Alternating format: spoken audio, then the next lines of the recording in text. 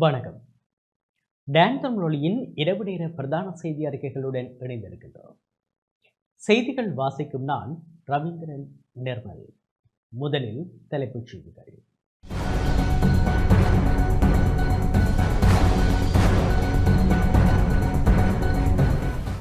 சுகாதார அமைச்சின் புதிய அலுவலக வளாக கட்டடத்தின் கட்டுமான பணிகளை அடுத்த 2 ஆண்டுகளுக்குள் முடிக்குமாறு சுகாதார அமைச்சர் பணிப்புரை.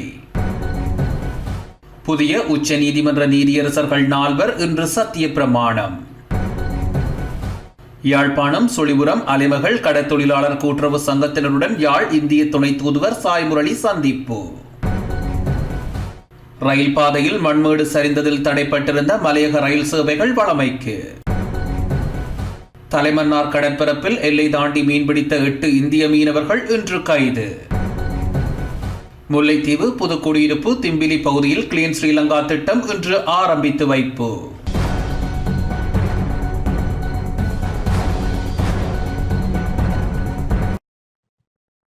தொடர்வது முதன்மை செய்திகள்.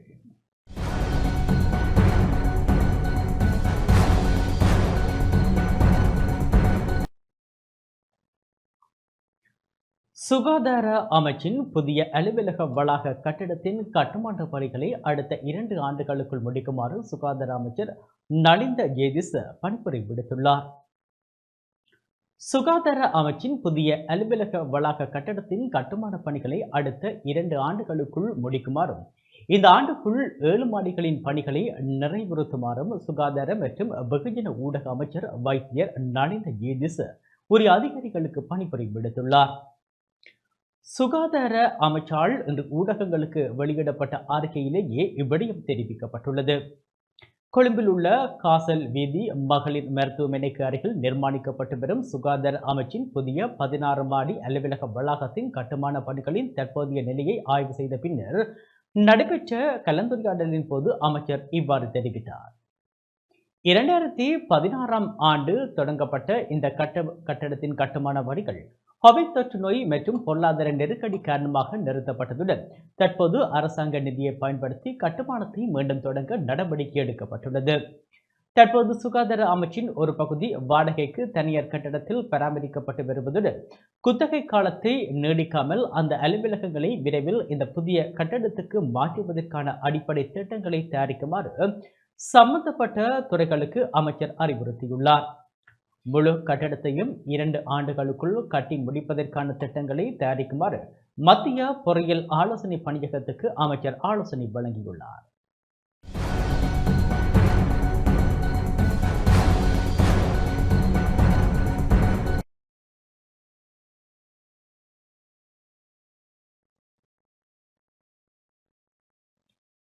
புதிய உச்ச நீதிமன்ற நீதியரசர்கள் 4 இன்று சத்திய பிரமாணம் செய்து கொண்டனர். 4 புதிய உச்ச நீதிமன்ற நீதியரசர்கள் இன்று காலை ஜனாதிபதி செயலகத்தில் ஜனாதிபதி அனுரகுமார திசாநாயக்க முன்னிலையில் சத்திய பிரமாணம் செய்து கொண்டனர்.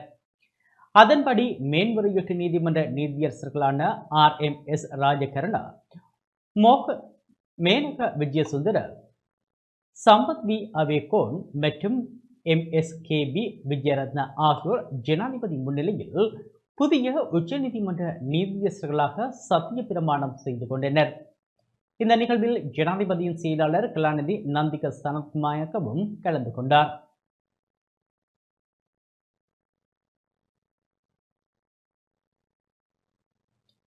யாழ்ப்பாணம் சுழிபுரம் அலைமகள் கடற்தொழிலாளர் கூட்டுறவு சங்கத்தினரை யாழ் இந்திய துணை தூதுவர் சாய்முரளி சந்தித்துள்ளார்.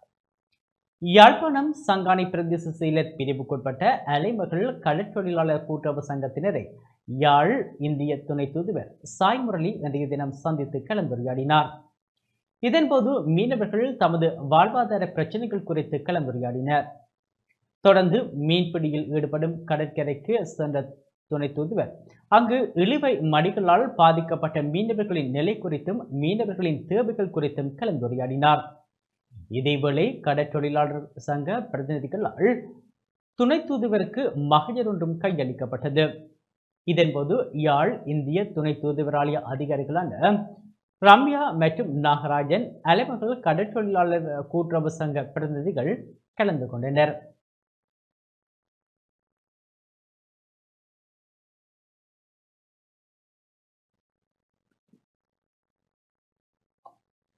ரயில் பாதையில் மண்மேடு சரிந்ததில் தடைப்பட்டிருந்த மலையக ரயில் சேவைகள் வழமைக்கு திரும்பின. மண் சரிவு காரணமாக தடைப்பட்டிருந்த ஒஹியா மற்றும் இதர்ஹஸ்கின்ன இடையிலான ரயில் பாதை மீண்டும் சீரமைக்கப்பட்டுள்ளது. அதற்கமைய குறித்த ரயில் மார்க்கத்தின் ஊடான போக்குவரத்து செயற்பாடுகள் வழமை போல இடம்பெறும் என போக்குவரத்து, நெடுஞ்சாலைகள், துறைமுகங்கள் மற்றும் சிவில் விமான போக்குவரத்து அமைச்சு தெரிவித்துள்ளது. கொழும்பு கோட்டையிலிருந்து பதுளைக்கு இயக்க திட்டமிடப்பட்டிருந்த இரவு அஞ்சல் ரயில் மற்றும் பதுளையிலிருந்து கொழும்பு கோட்டைக்கு இயக்க திட்டமிடப்பட்டிருந்த ரயில் ஆகியவை தற்போது மீண்டும் சேவையில் ஈடுபட்டுள்ளதாக தெரிவிக்கப்பட்டுள்ளது. நிலவும் வானிலை காரணமாக ஒஹியா மற்றும் இதர்ஹஸ்கின்ன ரயில் நிலையங்களுக்கு இடையில் ஏற்பட்ட நிலச்சரிவு ரயில் போக்குவரத்தை பாதித்தது. நிலவும் மழையுடனான வானிலை காரணமாக ஒஹியா மற்றும் இதர்ஹஸ்கின்ன ரயில் நிலையங்களுக்கு இடையில் நிலச்சரிவு ஏற்பட்டதன் காரணமாக மலையகத்துக்கான ரயில் சேவைகள் பாதிக்கப்பட்டிருந்தமை குறிப்பிடத்தக்கது. தலைமன்னார் கடற்பரப்பில் எல்லை தாண்டி மீன்பிடித்த 8 இந்திய மீனவர்கள் இன்று அதிகாலை கைது செய்யப்பட்டுள்ளனர். தலைமன்னாருக்கு வடக்காக உள்ள கடற்பரப்பில் எல்லை தாண்டி மீன்பிடித்த குற்றச்சாட்டில் 8 இந்திய மீனவர்கள் கடற்படையினரால் இன்று அதிகாலை கைது செய்யப்பட்டுள்ளனர். இதன்போது 2 மீன்பிடி படகுகளும் பறிமுதல் செய்யப்பட்டுள்ளதாக கடற்படையின் ஊடக பேச்சாளர் தெரிவித்துள்ளார். கைதான மீனவர்கள் மேலதிக விசாரணைகளுக்காக மன்னார் கடற்தொழில் பரிசோதகர் காரியாலயத்திடம் ஒப்படைக்கப்பட உள்ளதாகவும் கடற்படையின் ஊடக பேச்சாளர் தெரிவித்துள்ளார்.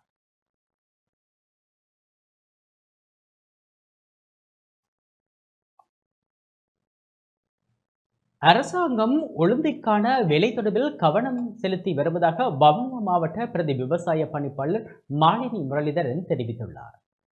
வவுனியா மாவட்டத்தில் அறுவடை செய்யப்படும் உளுந்துக்கு உரிய விலை கிடைக்கவில்லை என விவசாயிகள் தெரிவிக்கும் நிலையில் அரசாங்கம் உளுந்துக்கான விலை தொடர்பில் கவனம் செலுத்தி வருவதாக வவுனியா மாவட்ட பிரதி விவசாய பணிப்பாளர் மாலினி முரளிதரன் தெரிவித்துள்ளார்.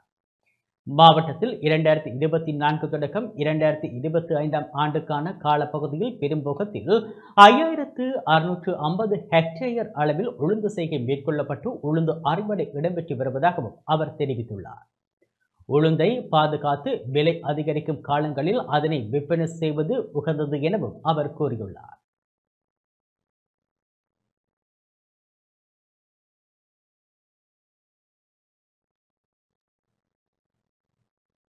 வடக்கு மாகாணத்தில் கமநல சேவை நிலையங்களில் 500 வரையான உழவு இயந்திரங்கள் பயன்பாடுகளின்றி காணப்படுவதாக விவசாயிகள் கவலை வெளியிட்டுள்ளனர். வடக்கு மாகாணத்தில் உள்ள 52 கமநல சேவை நிலையங்களில் இந்திய அரசின் நன்கொடையின் கீழ் வழங்கப்பட்ட 500 வரையான உழவு இயந்திரங்கள் கடந்த 15 ஆண்டுகளுக்கு மேலாக எந்தவித பயன்பாடுகளுமின்றி காணப்படுகின்றது. குறித்த உழவு இயந்திரங்களை விவசாயிகளுக்கு ஒப்பந்த அடிப்படையில் வழங்கி வைக்குமாறு கோரிக்கை விடுக்கப்பட்டுள்ளது. வடக்கு மாகாணத்துக்குட்பட்ட வவுனியா, மன்னார், கிளிநொச்சி, யாழ்ப்பாணம் மற்றும் முல்லைத்தீவு விவசாய சேவை மையங்களில் ஆளுநரின் வழிகாட்டுதலின் கீழ் இந்திய அரசாங்கத்தால் நன்கொடையாக வழங்கப்பட்ட 500 வரையான உழவு இயந்திரங்கள் உள்ளன. விவசாயிகள் இலவசமாக அல்லது தவணை அடிப்படையில் குறித்த உழவு இயந்திரங்களை கோரினர். ஆனால் இதுவரை எந்தவித நடவடிக்கையும் எடுக்கவில்லை என தெரிவிக்கப்படுகின்றது. மாகாண சபையால் உழவு இயந்திரங்களின் உரிமை விவசாய சேவை மையங்களுக்கு மாற்றப்படவில்லை. கொள்முதல் வழிகாட்டுதல்களின்படி விவசாய சேவை மையங்களால் நடாத்தப்பட்ட ஏல உரிமை முறையாக மாற்றப்படவில்லை. விவசாய சேவை குழுக்கள் மற்றும் விவசாய அமைப்புகள் விவசாயிகளுக்கு நன்கொடை அளிக்கவோ அல்லது விற்கவோ எந்த நடவடிக்கையும் எடுக்கவில்லை. உழவு இயந்திரங்களை பயன்படுத்த வேண்டும் அல்லது விவசாயிகளின் தேவைகளுக்காக ஒப்பந்த அடிப்படையில் வழங்குவதற்கு நடவடிக்கை எடுக்க வேண்டும்.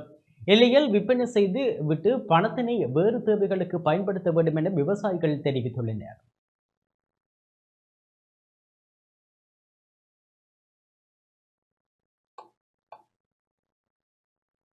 பெரும்போக நெற்செய்கையின் அறுவடை ஆரம்பிக்கப்பட்டுள்ள நிலையில் உரிய விளைச்சல் கிடைக்கவில்லை என விவசாயிகள் தெரிவித்துள்ளனர்.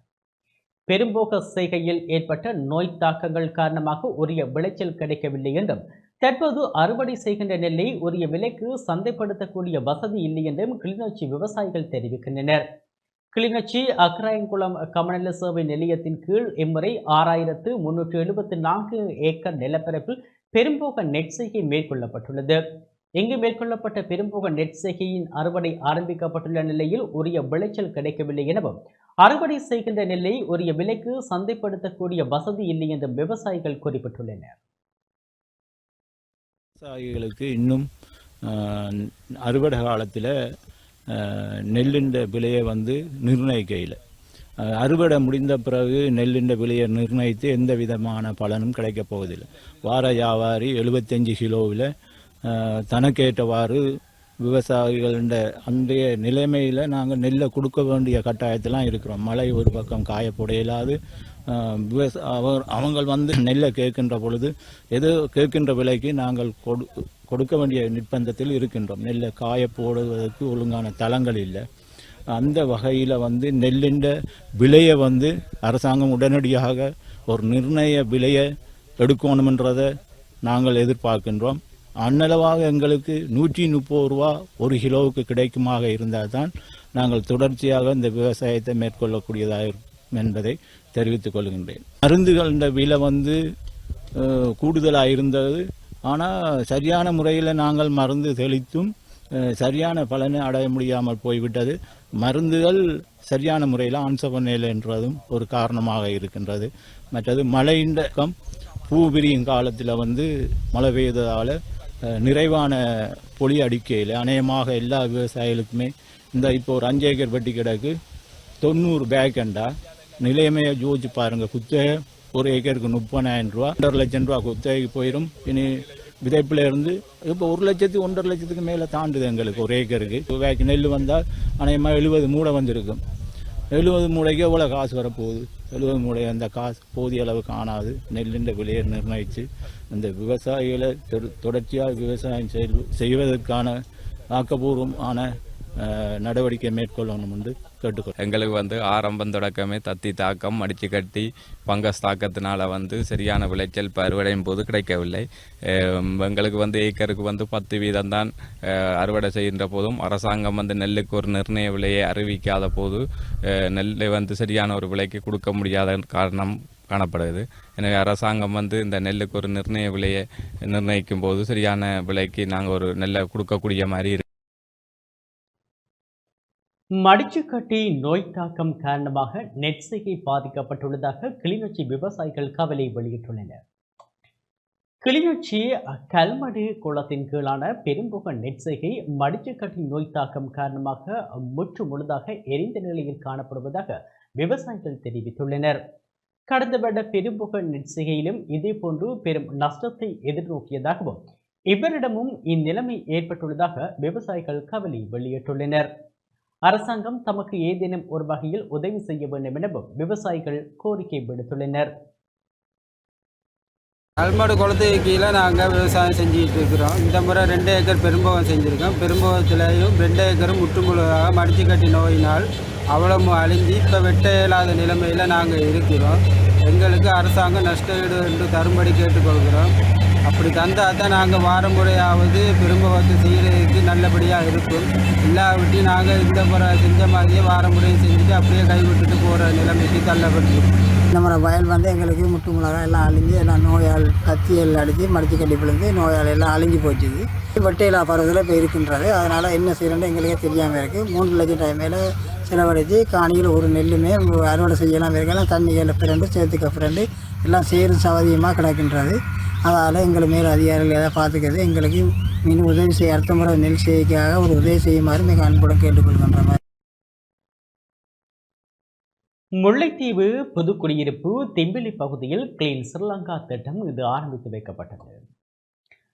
முல்லைத்தீவு புதுக்குடியிருப்பு திம்பிலி பகுதியில் செழிப்பான தேசம் அழகான வாழ்க்கை என்ற ஜனாதிபதியின் எண்ணக்கருவுக்கமைய கிளீன் ஸ்ரீலங்கா திட்டம் இன்று ஆரம்பித்து வைக்கப்பட்டது. திம்பிலி பகுதியில் அமைந்திருந்த நெல் களஞ்சிய சாலையானது கொரோனா கால பகுதிக்கு பின்னர் நெல் கொள்வனவு செய்யப்படாமையால் பல வருடங்களாக பாவனையிட்டு காணப்பட்டிருந்தது. இதனால் பல சமூக சீர்கேடுகள் சட்டவிரோத செயற்பாடுகளும் குறித்த இடத்தில் இடம்பெறுவதால் குறித்த இடம் தெரிவு செய்யப்பட்டு பொதுமக்களால் இன்றைய தினம் துப்புரவு செய்யப்பட்டது.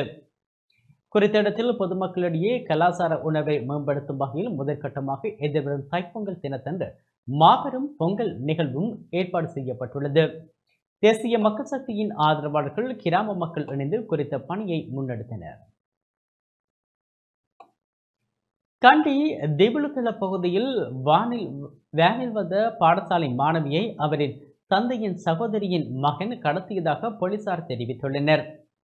கண்டி திபுலுக்கல பகுதியில் வேனில் வந்து பாடசாலை மாணவியொருவரை கடத்தி சென்ற சந்தேக நபர்கள் தொடர்பாக பல தகவல்கள் வெளியாகியுள்ளன. நேற்று நடந்த இந்த கடத்தலின் முக்கிய சந்தேக நபர் மாணவியின் தந்தையின் சகோதரியின் மகன் என தகவல் வெளியாகியுள்ளதாக போலீசார் தெரிவிக்கின்றனர். இந்த மாணவிக்கும் சந்தேக நபருக்கும் இடையில் திருமணம் செய்ய இரு தரப்பினரும் ஆரம்பத்தில் சம்மதம் தெரிவித்ததாகவும், ஆனால் பின்னர் மாணவியின் தந்தை தனது மறுப்பை வெளிப்படுத்தியதாகவும் கூறப்படுகின்றது. இதனால் ஏற்பட்ட பிரச்சினைக்குரிய சூழ்நிலை காரணமாக சந்தேக நபர் மாணவியை கடத்தி சென்றுள்ளமை போலீசாரின் முன்னெடுத்த விசாரணைகளில் இருந்து தெரிய வந்துள்ளது. எவ்வாறாயினும் மாணவியை கண்டுபிடித்து சம்பவத்தில் தொடர்புடைய முக்கிய சந்தேக நபரை கைது செய்ய 3 போலீஸ் குழுக்கள் விசாரணைகளை தொடங்கியுள்ளதாக போலீசார் தெரிவித்தனர். திபுலுக்கல ஹந்தஸ் பகுதியில் குறித்த மாணவி தற்காலிகமாக வசித்து வந்த நிலையில் நேற்று காலை தனது தோழியுடன் பாடசாலைக்கு சென்று கொண்டிருந்த போது கடத்தப்பட்டதாக போலீசார் தெரிவித்தனர். இது தொடர்பாக திபுலுக்கல போலீசார் மேற்கொண்ட விசாரணைகளின்படி கடத்தல் சம்பவத்துடன் தொடர்புடைய வேன் நேற்று பொலனறுவை பகுதியில் கைவிடப்பட்ட நிலையில் பொலனறுவை போலீசாரால் கண்டுபிடிக்கப்பட்டது. இதன்படி இன்று கம்பளை பகுதியில் வைத்து குறித்த வேனின் சாரதி திபுலுக்கல போலீஸ் அதிகாரிகளால் கைது செய்யப்பட்டார். சந்தேகத்துக்குரிய வேனின் சாரதி கம்பளை கடைப்பிட்டிய பகுதியை சேர்ந்த 30 வயதுடையவர் என தெரிய வந்துள்ளது. இதேவேளை 19 வயதான மாணவியை கடத்தி சென்ற சந்தேக நபரான இளைஞன் முதலில் 5 மில்லியன் ரூபாவை கப்பமாக கோரியதாக உறவினர்கள் தெரிவிக்கின்றனர். இருப்பினும் பின்னர் அவர் அதை 3 மில்லியனாக குறைத்துள்ளதாக கூறப்படுகின்றது. பின்னர் அவர் மாணவியின் தந்தைக்கு சொந்தமான வாகனத்தை கோரி 2 லட்சத்தை வங்கி கணக்கில் வரவு வைக்குமாறு தெரிவித்துள்ளார். இதற்கு பதிலளிக்கும் விதமாக மாணவியின் தந்தை 50,000 ரூபாவை சம்பந்தப்பட்ட கணக்கில் வரவு வைத்துள்ளதாக தெரிவிக்கப்படுகின்றது.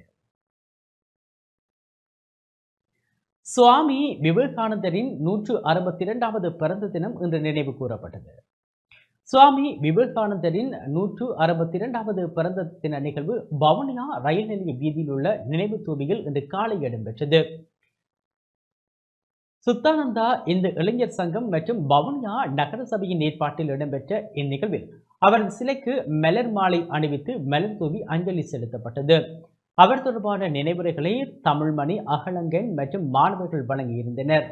நிகழ்வில் சுத்தானந்தா இந்து இளைஞர் சங்க தலைவர் பான சத்யநாதன் மற்றும் உறுப்பினர்கள், நகரசபை செயலாளர் ஆனா பாலகிருபன், உள்ளூராட்சி மன்ற முன்னாள் உறுப்பினர்கள், மொச்சக்கரவண்டி உரிமையாளர்கள் சங்க தலைவர், சமூக ஆர்வலர்கள், பொதுமக்கள், மாணவர்கள் என பலர் கலந்து கொண்டனர்.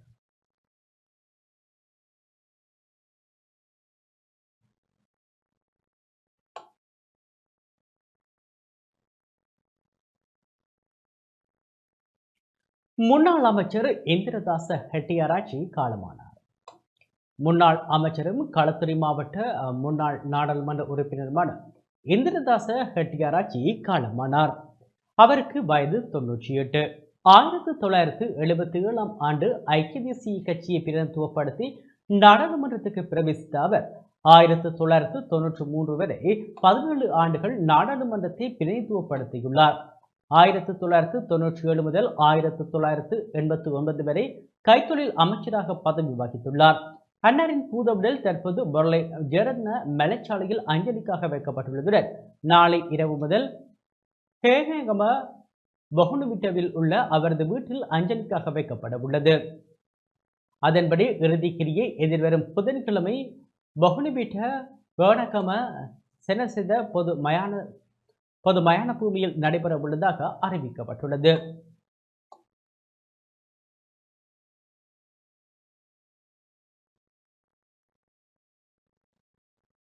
திருகோணமலை மூதூர் சேனையூர் கிராமத்துக்குள் உட்புகுந்து காட்டு யானைகள் பயன்தரும் மரங்களை சேதப்படுத்தியுள்ளன.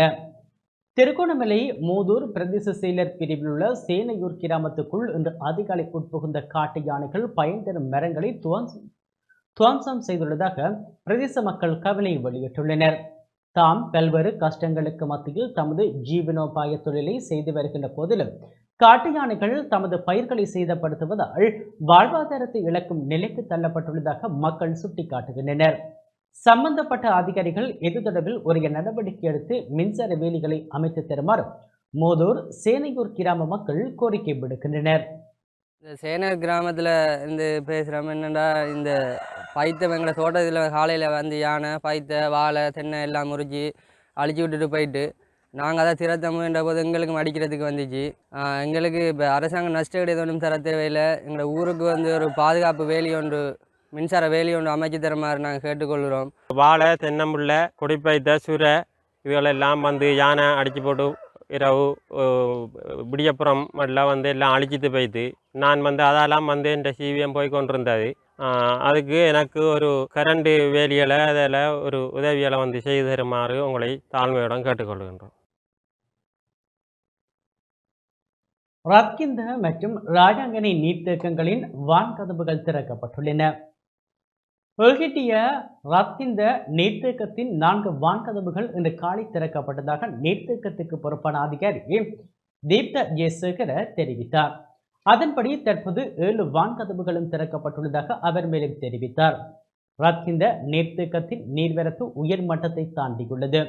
அதனை தேவையான மட்டத்தில் பேணுமாறு குறித்த பிரதேசத்துக்கு பொறுப்பான பொறியியலாளர் பணிப்புரைக்கு அமைய வான்கதவுகள் திறக்கப்பட்டுள்ளது. அதன்படி 3 வான்கதவுகள் தலா 1 மீட்டர் அளவிலும் ஏனைய 3 வான்கதவுகள் தலா 0.5 மீட்டர் அளவிலும் திறக்கப்பட்டுள்ளன. நீர்த்தேக்கத்தின் வான்கதவுகள் திறக்கப்பட்டதால் நீர்த்தேக்கத்தின் தாழ்நில பகுதியில் உள்ள ரத்கிந்த கிராந்தோட்ட வீதியின் ஒரு பகுதி நீரில் மூழ்கியுள்ளது. அடுத்த சில மணித்தியாலங்களில் பெய்யும் மழையின் அளவை பொறுத்து வான்கதவுகள் திறக்கப்படும் அளவு மாற்றமடையும் எனவும் அவர் சுட்டிக்காட்டினார். இதற்கிடையில் ராஜாங்கனி நீர்த்தேக்கத்தின் 2 வான்கதவுகளை திறப்பதற்கான நடவடிக்கைகளும் இன்று எடுக்கப்பட்டுள்ளன.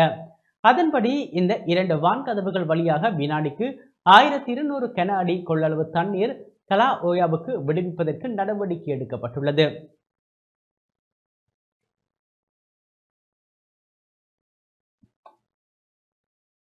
திருகோணமலை வீரநகர் கடற்கரை கிராமம் கடல் அரிப்பினால் பாதிக்கப்பட்டுள்ளது. திருகோணமலை வீரநகர் கரையோர பகுதியில் கடல் அரிப்பினால் குடியிருப்பு பகுதிகளுக்குள் கடல் நீர் உட்புகுந்துள்ளது. தமது வாழ்நாளில் இதுபோன்ற அனர்த்தத்தை தாம் எதிர்நோக்கவில்லை என தெரிவிக்கும் கிராம மக்கள் அச்சத்துடன் காணப்படுவதாகவும் எமது செய்தியாளர் குறிப்பிட்டார். கடல் அரிப்பினால் கடற்கரையை அண்டியிருந்த சில வீடுகளின் மதில்கள் சுவர்கள் என்பன இடிந்து விழுந்துள்ளன. கடல் அரிப்பில் இருந்து தம்மை பாதுகாக்கும் முகமாக அரசாங்கம் நடவடிக்கை எடுக்க வேண்டும் எனவும் வீரநகர் மக்கள் கோரிக்கை விடுத்துள்ளனர்.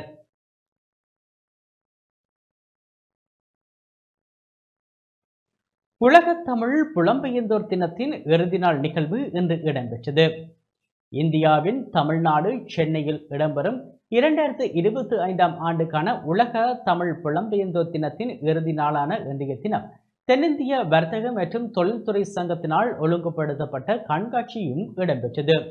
இதன்போது தமிழகத்தில் வாழும் புலம்பெயர் இலங்கை அகதிகளின் விற்பனைகளும் காட்சிப்படுத்தப்பட்டிருந்தன.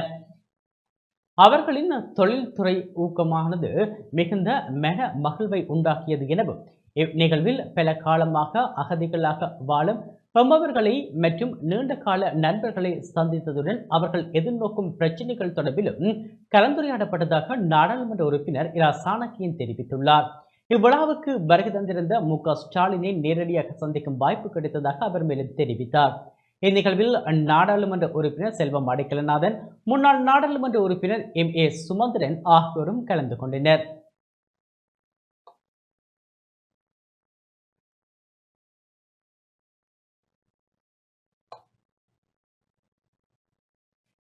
கல்வி வெளியீட்டு திணைக்களத்தின் மேலதிக ஆணையாளர் நாயகமாக பதவி உயர்வு பெற்று செல்லும் கிழக்கு மாகாண கல்வி பணிப்பாளர் சுயாத்தா குலேந்திரகுமார் இன்று பாராட்டி கௌரவிக்கப்பட்டார். கிழக்கு மாகாண கல்வி பணிப்பாளராகவும் மட்டக்களப்பு வலய கல்வி பணிப்பாளராகவும் கடமையாற்றி கல்வி வெளியீட்டு திணைக்களத்தின் மேலதிக ஆணையாளர் நாயகமாக பதவி உயர்வு பெற்று செல்லும் சுயாத்தா குலேந்திரகுமாரின் சேவை நலன் பாராட்டு விழாவும் பிரியாவிடை நிகழ்வும் இன்று மட்டக்களப்பில் சிறப்பாக நடைபெற்றது. மட்டக்களப்பு கல்வி வலய பாடசாலைகளின் அதிபர்கள் கோட்ட கல்வி பணிப்பாளர்கள் ஒன்றிணைந்து நிகழ்வினை ஏற்பாடு செய்திருந்தனர். புனித சிசிலியா பெண்கள் தேசிய பாடசாலை பிரதான மண்டபத்தில் நடைபெற்ற நிகழ்வில் அவர் பொன்னாடை பொருத்தி கௌரவிக்கப்பட்டதோடு நினைவு சின்னங்களும் வழங்கப்பட்டன. மட்டக்களப்பு வெளிய கல்வி பணிப்பாளர் சாமினி ரவிராஜ், புனித சிசிலியா பெண்கள் தேசிய பாடசாலை அதிபர் அருள் சகோதரி நிதாஞ்சலி உட்பட பாடசாலை அதிபர்கள், கோட்ட கல்வி அதிகாரிகள் என பலரும் பங்கேற்றனர்.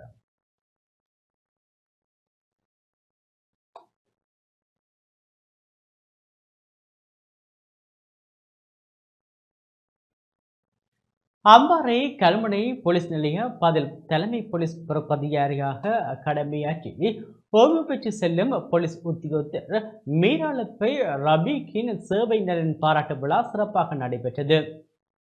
அம்பாறை கல்முனை போலீஸ் நிலைய பதில் தலைமை போலீஸ் பொறுப்பதிகாரியாக கடமையாற்றி ஓய்வு பெற்று செல்லும் போலீஸ் உத்தியோகத்தர் மீராலப்பை ரபீக்கின் சேவை நலன் பாராட்டு விழா சாய்ந்தமருது போலீஸ் நிலைய பொறுப்பதிகாரி SL ஜும்தீன் தலைமையில் சிறப்பாக நடைபெற்றது. அல் ஹிலால் வித்தியாலய கேட்போர் கூடத்தில் நடைபெற்ற நிகழ்வில் பிரதம அதிதியாக கிழக்கு மாகாண சிரேஷ்ட பிரதி போலீஸ் மாதிபர் அஜித் ரோஹன கலந்து கொண்டார்.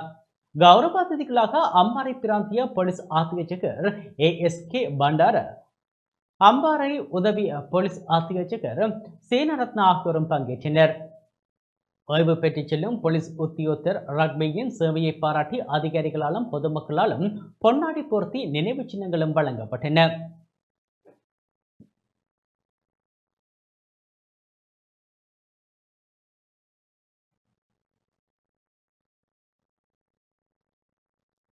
யாழ்ப்பாணம் சுழிபுரம் மேற்கு கலைமகள் இலவச கல்வி நிலையத்தின் மாணவர்களுக்கு கற்றல் உபகரணங்கள் வழங்கி வைக்கப்பட்டன.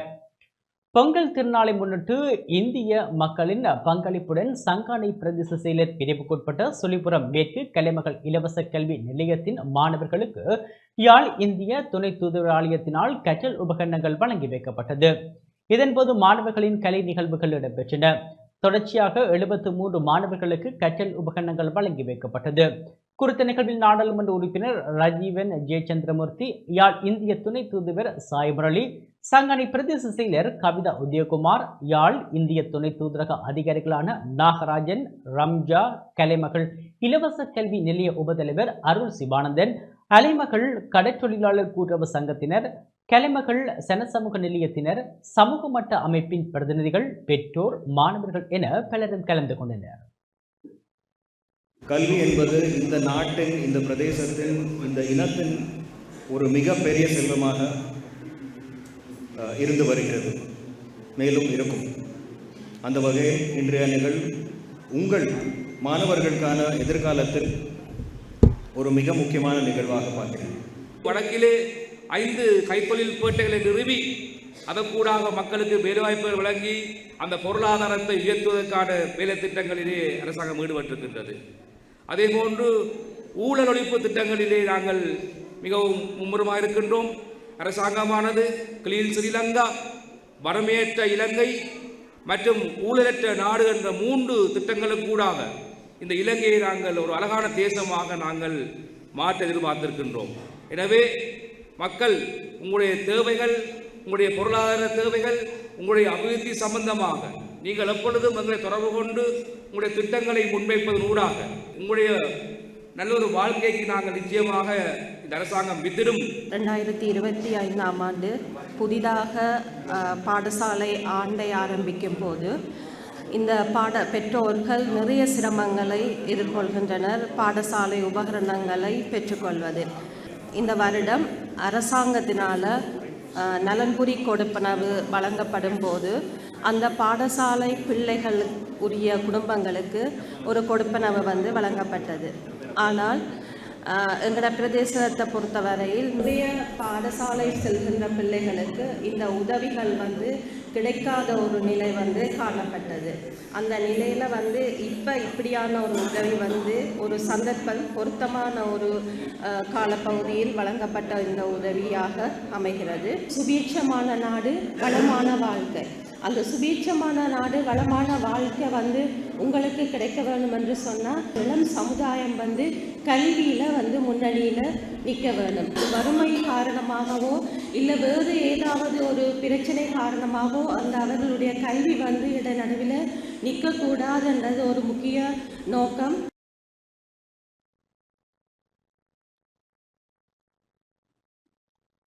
கிளிநொச்சியில் சிங்கள பயிற்சியை நிறைவு செய்த வைத்தியர்களுக்கான சான்றிதழ் வழங்கும் நிகழ்வு இன்று இடம்பெற்றது. கிளிநொச்சியில் 200 மணித்தியாலம் 2ஆம் மொழி சிங்கள பயிற்சியை நிறைவு செய்த 85 வைத்தியர்களுக்கான சான்றிதழ் வழங்கும் நிகழ்வு இன்று இடம்பெற்றது. கிளிநொச்சி மாவட்ட திறன்விருத்தி மண்டபத்தில் நிகழ்வு இடம்பெற்றது. இதன்போது பயிற்சியை நிறைவு செய்தவர்களுக்கு சான்றிதழ் வழங்கி வைக்கப்பட்டது. நிகழ்வில் கிளிநொச்சி மாவட்ட சமுர்த்தி பணிப்பாளரும் பதில் திட்டமிடல் பணிப்பாளருமான சானா மோகன பவன், தேசிய மொழிகள் மற்றும் பயிற்சி நிலையத்தின் வடமாகாண உதவி பணிப்பாளர் ஹயான் சம்பத், வதிப்பிட்டிய வளவாளர்கள், தேசிய மொழிகள் மற்றும் பயிற்சி நிலையத்தின் மாவட்ட உத்தியோகத்தர்கள் உள்ளிட்டோர் கலந்து கொண்டனர்.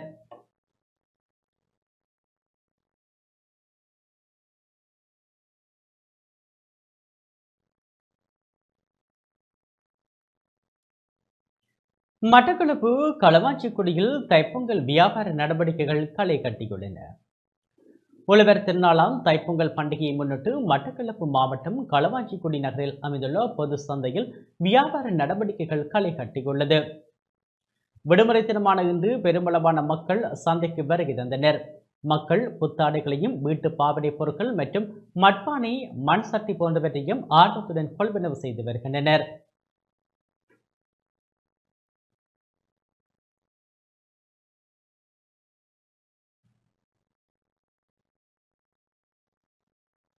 களுத்துறை பன்பிலேகனவத்த பிரதேசத்தில் ஐஸ் போதைப் பொருளுடன் ஒருவர் கைது செய்யப்பட்டுள்ளார். களுத்துறை தெற்கு போலீஸ் பிரிவுக்குட்பட்ட பன்பிலேகனவத்த பிரதேசத்தில் ஐஸ் போதைப் பொருளுடன் சந்தேக நபர் ஒருவர் கைது செய்யப்பட்டுள்ளார். கைதான சந்தேக நபரிடமிருந்து 1.750 மில்லிகிராம் ஐஸ் போதைப் பொருள் கைப்பற்றப்பட்டதாக போலீசார் தெரிவித்தனர். களுத்துறை வெளியே குற்றத்தடுப்பு பிரிவினருக்கு கிடைத்த தகவலுக்கு அமைய முன்னெடுத்த விசேட சுற்றிவளைப்பு நடவடிக்கையின் போதே சந்தேக நபர் கைது செய்யப்பட்டுள்ளார். சந்தேக நபர் 28 வயதுடைய காலி பிரதேசத்தை சேர்ந்தவர் என்பது தெரிய வந்துள்ளது.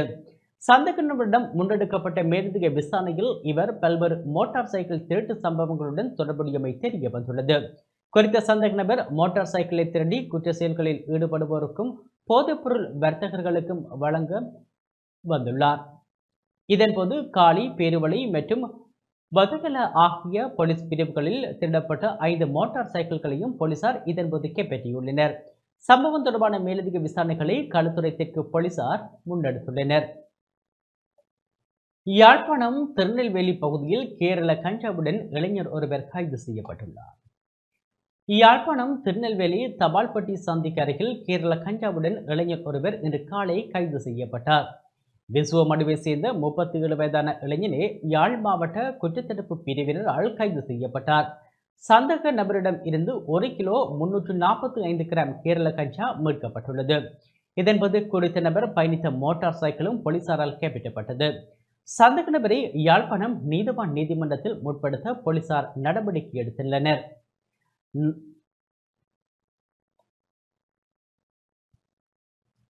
நாட்டின் பல பகுதிகளில் முன்னெடுக்கப்பட்ட விசேட சுற்றி வளைப்புகளில் 22 பேர் கைது செய்யப்பட்டுள்ளனர். நாட்டின் பல பகுதிகளில் போலீசாரால் மேற்கொள்ளப்பட்ட விசேட சோதனை நடவடிக்கைகளில் போதைப்பொருள் மற்றும் மதுபானத்துடன் 2 பெண்கள் உட்பட 22 பேர் கைது செய்யப்பட்டுள்ளனர். அகுங்கல, பாணந்துறை மற்றும் ரம்புக்கனை ஆகிய போலீஸ் பிரிவுகளில் இந்த சுற்றி வளைப்புகள் மேற்கொள்ளப்பட்டன. இந்த சோதனைகளுக்கு போலீஸ் அதிகாரிகள், போலீஸ் விசேட அதிரடிப்படை அதிகாரிகள் மற்றும் இராணுவ அதிகாரிகளின் உதவியையும் பெற்றதாக போலீஸ் ஊடக பிரிவு தெரிவித்துள்ளது. குறித்த சுற்றி வளைப்பு நடவடிக்கையின் போது கைதான சந்தேக நபரிடமிருந்து 83 கிராம் 710 மில்லிகிராம் ஐஸ் போதைப் பொருள் மற்றும் 15 கிராம் 950 மில்லிகிராம் ஹெரோயின் ஆகியவற்றை போலீசார் கைப்பற்றியுள்ளனர். மேலும் 525 கிராம் கஞ்சா, சட்டவிரோத மதுபானம், 36 லிட்டர் 750 மில்லி லிட்டர் மற்றும் 1066.5 லிட்டர் கோடா ஆகியவற்றை கண்டுபிடித்ததாக போலீசார் குறிப்பிட்டனர்.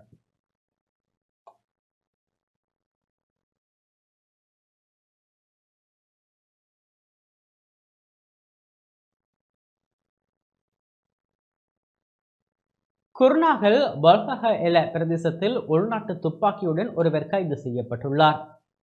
குர்நாகல் மாவட்டம் பென்சியாகம போலீஸ் பிரிவுக்குட்பட்ட வல்கஹஎல பிரதேசத்தில் உள்நாட்டில் தயாரிக்கப்பட்ட துப்பாக்கியுடன் சந்தேக நபர் ஒருவர் கைது செய்யப்பட்டுள்ளார். குறித்த பகுதியில் முன்னெடுத்த விசேட சுற்றி வளைப்பு நடவடிக்கையில் சந்தேக நபர் கைது செய்யப்பட்டுள்ளார். 64 வயதான மகுள்பேத பிரதேசத்தை சேர்ந்த ஒருவரே இவ்வாறு கைதானதாக போலீசார் தெரிவித்தனர். மேலதிக விசாரணைகளை பேன்சியகம போலீசார் மேற்கொண்டு வருகின்றனர்.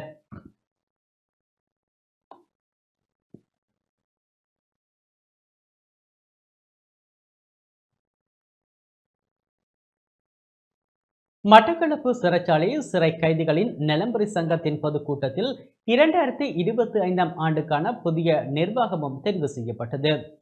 மட்டக்களப்பு சிறைச்சாலை சிறை கைதிகள் நலம்புரி சங்கத்தின் வேடாத பொதுக்கூட்டமும் நடப்பாண்டுக்கான நிர்வாக தெரிவும் நடைபெற்றது. வீணா தர்சன் தலைமையில் இடம்பெற்ற பொதுக்கூட்டத்தில் சிறை கைதிகள் நலம்புரி சங்கத்தின் பிரதான ஆலோசகரும் மட்டக்களப்பு சிறைச்சாலை அத்தியட்சகருமான என் பிரபாகரனும் கலந்து கொண்டார். கடந்த ஆண்டுக்கான கூட்ட அறிக்கை வாசிக்கப்பட்டு முன்மொழியப்பட்டு சங்கத்தின் யாப்பு திருத்தங்கள் தொடர்பாகவும் கலந்துரையாடப்பட்டது. மட்டக்களப்பு சிறைச்சாலை அத்தியட்சகர் முன்னிலையில் நடைபெற்ற புதிய நிர்வாக தெரிவின் போது நடப்பாண்டுக்கான தலைவராக பேரிம்பராஜா கடாச்சர ராஜா தெரிவு செய்யப்பட்டார். MI சித்திக் சபினா செயலாளராகவும் பொருளாளராக அபிவிருத்தி உத்தியோகத்தர் பிரதீப ஜபஸ் ஆகியோர் தெரிவாகினர். அத்தோடு நிர்வாக உறுப்பினர்களும் தெரிவு செய்யப்பட்டனர். இத்துடன் டான் தமிழொலியின் இரவு நேர பிரதான செய்தி அறிக்கை நிறைவு பெற்றது. தொடர்ந்தும் எமது நிகழ்ச்சிகளுடன் இணைந்திருங்கள். வணக்கம்.